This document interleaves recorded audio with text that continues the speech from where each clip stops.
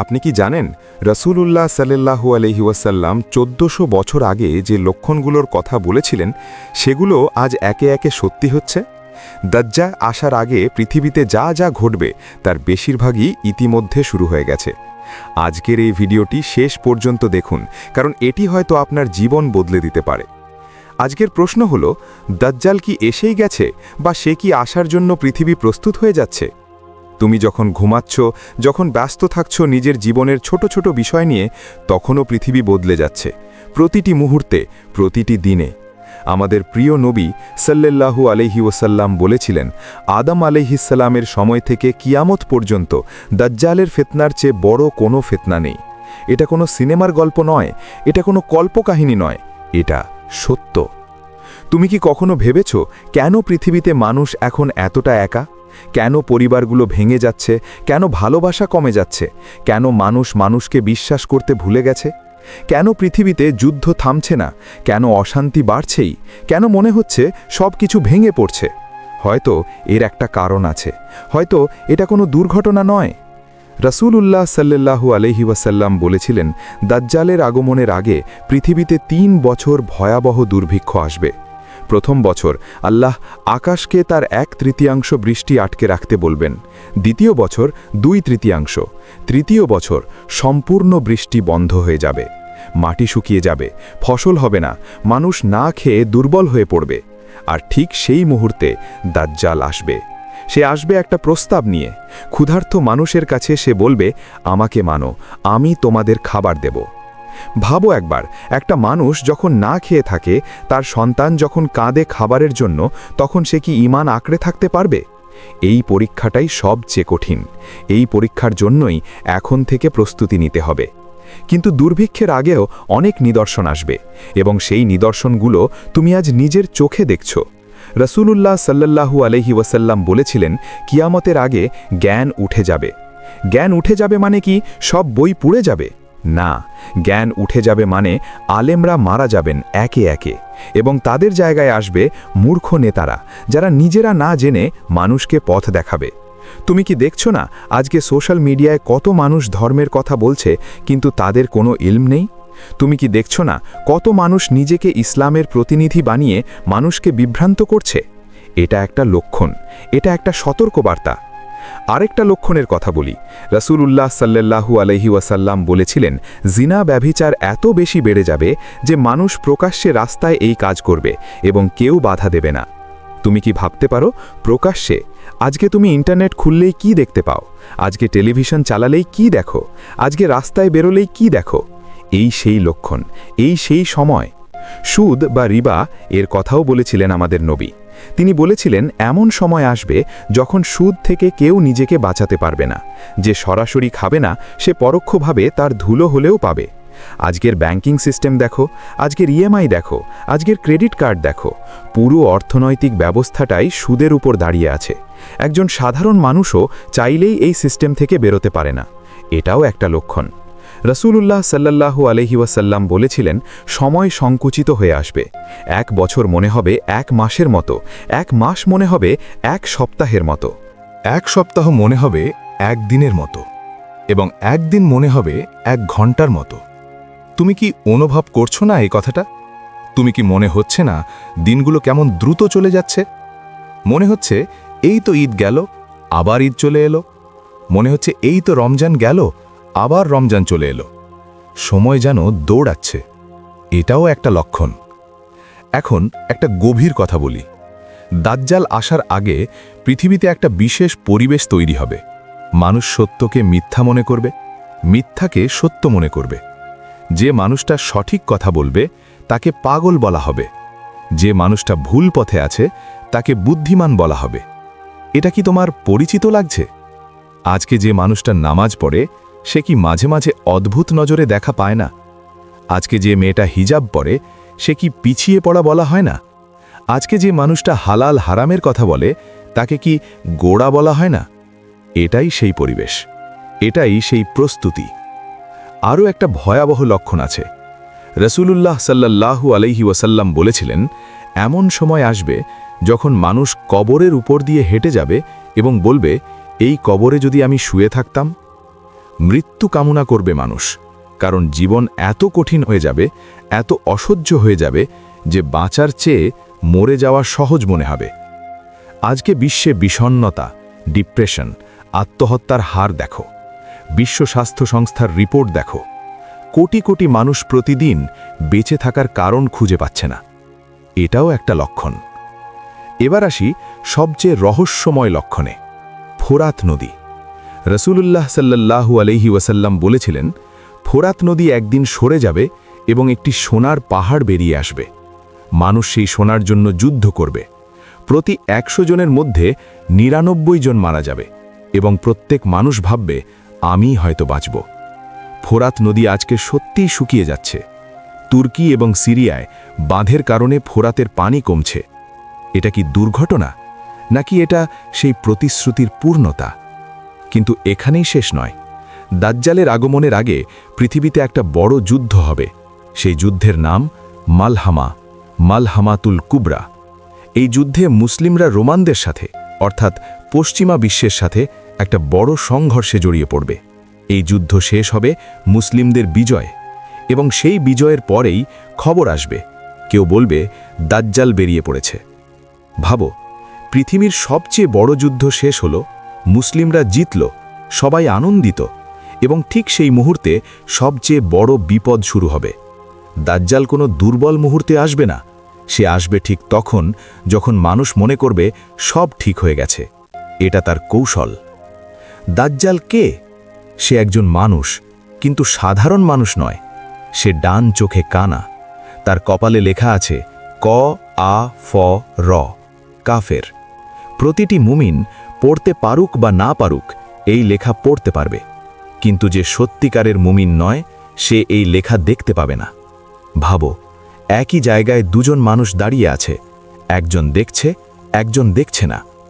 ঈমানের পার্থক্যটা তখন এভাবে স্পষ্ট হয়ে যাবে। দাজ্জাল কি করবে? সে বলবে, আমি তোমাদের রব, আমি তোমাদের ঈশ্বর, এবং প্রমাণ দেওয়ার জন্য সে অলৌকিক কাজ দেখাবে। সে বলবে, হে আকাশ, বৃষ্টি দাও, আকাশ বৃষ্টি দেবে। সে বলবে, হে মাটি, ফসল দাও, মাটি ফসল দেবে। ক্ষুধার্ত মানুষ দেখবে এই মানুষটা আমাদের খাবার দিতে পারছে। তারা বলবে, এই তো আমাদের ঈশ্বর। এটাই সবচেয়ে বড় পরীক্ষা। যখন পেট খালি থাকে তখন ঈমান রক্ষা করা সবচেয়ে কঠিন, আর দাজ্জাল এটাই ব্যবহার করবে। সে শুধু খাবার দেবে না, সে জান্নাত ও জাহান্নামও সাথে নিয়ে আসবে। কিন্তু তার জান্নাত আসলে জাহান্নাম, আর তার জাহান্নাম আসলে জান্নাত। যাকে সে পুরস্কার দেবে সে আসলে শাস্তি পাচ্ছে, যাকে সে শাস্তি দেবে সে আসলে নিরাপদ থাকবে। একটি হাদিসের কথা বলি। একজন মুমিন মানুষ দাজ্জালের কাছে যাবে। দাজ্জাল জিজ্ঞেস করবে, আমাকে রব বলে মানো? সে বলবে, না, তুমি সেই দাজ্জাল যার কথা আমাদের নবী বলেছিলেন। দাজ্জাল রেগে যাবে। সে তাকে শুইয়ে দেবে, তরবারি দিয়ে 2 টুকরো করে দেবে। তারপর বলবে, দেখো, এখন আমি তাকে আবার জীবিত করি। সেই মানুষটি 2 টুকরো থেকে আবার জোড়া লেগে উঠবে এবং উঠেই বলবে, আল্লাহর কসম, এখন আমার ঈমান আরও বেড়ে গেছে। দাজ্জাল আর পারবে না তাকে মারতে। ভাবো, মৃত্যুর পরেও ঈমান, ভয়ের পরেও ঈমান, এটাই মুমিনের পরিচয়, এটাই আমাদের হতে হবে। কিন্তু প্রশ্ন হলো, আজকের আমরা কি এই পরীক্ষার জন্য তৈরি? আজকে আমরা ছোট ছোট বিষয়ে ঈমান হারিয়ে ফেলি। কেউ একটু সমালোচনা করলেই আমরা বিচলিত হয়ে যাই। একটু কষ্ট আসলেই আমরা বলি, আল্লাহ কেন আমার সাথে এটা করলেন? তাহলে দাজ্জালের মতো পরিস্থিতিতে আমরা কি করব? এই প্রশ্নটা নিজেকে করো। তাহলে কিভাবে বাঁচব? রাসূলুল্লাহ সাল্লাল্লাহু আলাইহি ওয়াসাল্লাম একটা সহজ পথ বলে দিয়েছেন। সূরা কাহাফের প্রথম 10টি আয়াত মুখস্থ করো। এই 10টি আয়াত দাজ্জালের ফিতনা থেকে বাঁচাবে। মাত্র 10টি আয়াত। এটা কি কঠিন? এবং আরেকটা কথা, রাসূলুল্লাহ সাল্লাল্লাহু আলাইহি ওয়াসাল্লাম বলেছিলেন, যে দাজ্জালের খবর শুনবে সে যেন তার থেকে দূরে থাকে। মদিনা এবং মক্কায় দাজ্জাল ঢুকতে পারবে না, কিন্তু বাকি পৃথিবীতে সে ঘুরবে, এবং মাত্র 40 দিনে সে পুরো পৃথিবী ঘুরবে। 40 দিন।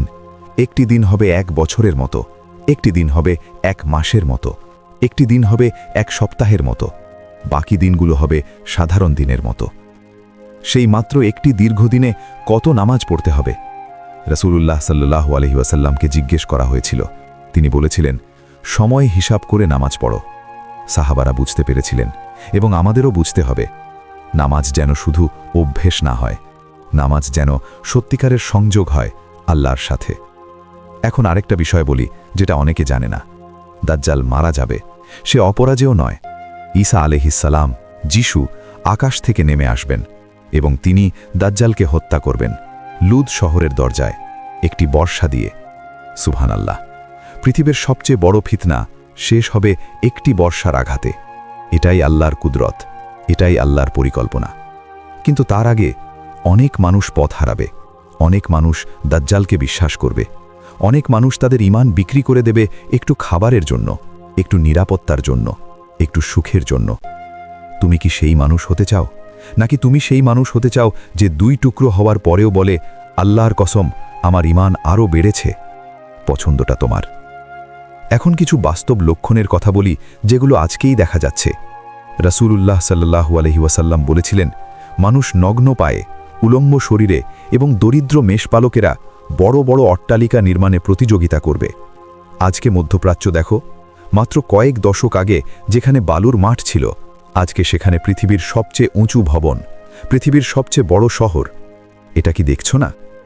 রাসূলুল্লাহ সাল্লাল্লাহু আলাইহি ওয়াসাল্লাম আরও বলেছিলেন, দাসী তার মালিককে জন্ম দেবে। অনেক আলেমের ব্যাখ্যা দিয়েছেন, সন্তানরা তাদের মা বাবাকে আর সম্মান করবে না, বাবা মা যেন সন্তানের কাছে বোঝা হয়ে যাবে। আজকে বৃদ্ধাশ্রমের সংখ্যা দেখো, আজকে কতজন বাবা মা সন্তানের কাছ থেকে অবহেলা পাচ্ছেন সেটা দেখো। এটাও একটা লক্ষণ। এত লক্ষণ দেখার পরে, এত প্রমাণের পরে মনে হচ্ছে কি সময় এসে গেছে? মনে হচ্ছে কি এখন আর দেরি নেই? আমি বলছি না দাজ্জাল কাল আসবে, আমি বলছি না কবে আসবে, কারণ সেটা আল্লাহই জানেন।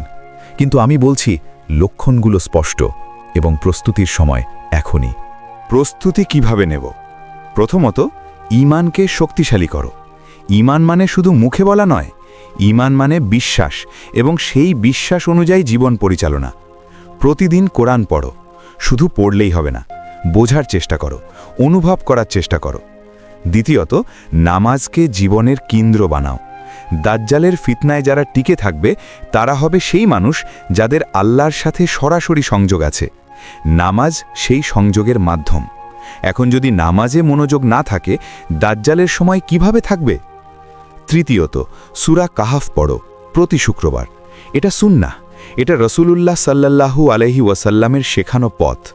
সূরা কাহাফে আছে 4টি গল্প: গুহার সাথীদের গল্প, ঈমানের পরীক্ষার গল্প, 2 বাগানের মালিকের গল্প, সম্পদের পরীক্ষার গল্প, মুসা আলাইহিস সালাম এবং খিদিরের গল্প, জ্ঞানের পরীক্ষার গল্প, জুলকারনাইনের গল্প, ক্ষমতার পরীক্ষার গল্প।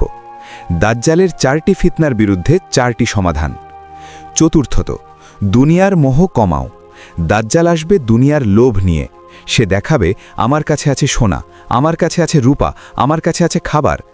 যার মনে দুনিয়ার লোভ বেশি সে আকৃষ্ট হবে, যার মন আখিরাতের দিকে সে বলবে, এইসব আমার দরকার নেই। পঞ্চমত, ঈমানদার মানুষদের সাথে থাকো। দাজ্জালের সময়ে একা থাকা মানে বিপদে পড়া। সঙ্গবদ্ধ মুমিনরাই টিকে থাকতে পারবে। আজকেই ভালো মানুষদের কাছে যাও, ভালো আলেমদের কাছে যাও, ভালো সঙ্গ তৈরি করো। একটা কথা মনে রেখো, দাজ্জাল শুধু ভবিষ্যতের ভয় নয়, দাজ্জাল একটি ধারণার নামও। মিথ্যা দিয়ে মানুষকে প্রতারণা করা, নকল জিনিস দিয়ে মানুষকে আকৃষ্ট করা। আজকে কি আমাদের চারপাশে এরকম দাজ্জালি নেই? সোশ্যাল মিডিয়ায় নকল সুখ, বিজ্ঞাপনে নকল জীবন, নকল বন্ধুত্ব, নকল ভালোবাসা, নকল সাফল্য। এই ছোট ছোট দাজ্জালের বিরুদ্ধে লড়তে শিখলে বড় দাজ্জালের বিরুদ্ধেও লড়তে পারবে। শেষ করার আগে একটা কথা বলি, আল্লাহ তাআলা কিয়ামতের আলামত দিয়েছেন ভয় দেখানোর জন্য নয়, দিয়েছেন প্রস্তুতি নেওয়ার সুযোগ হিসাবে। তুমি যদি আজকে জানতে পারো আগামীকাল পরীক্ষা, তাহলে কি তুমি পড়াশোনা করবে না? এই লক্ষণগুলো সেই পরীক্ষার নোটিশ। এখনও সময় আছে, এখনও প্রস্তুতি নেওয়া যায়। আল্লাহ তাআলা আমাদের সবাইকে দাজ্জালের ফিতনা থেকে হেফাজত করুন, আমাদের ঈমানকে শক্তিশালী করুন, আমাদের কোরআন ও সুন্নাহর পথে অবিচল রাখুন। আমিন। এই ভিডিও কি যদি তোমার কাজে লেগেছে তাহলে শেয়ার করো, কারণ এই জ্ঞান শুধু তোমার নয়, এই জ্ঞান সবার, এবং এই তথ্য ছড়িয়ে দেওয়া তোমার দায়িত্ব। আল্লাহ হাফেজ।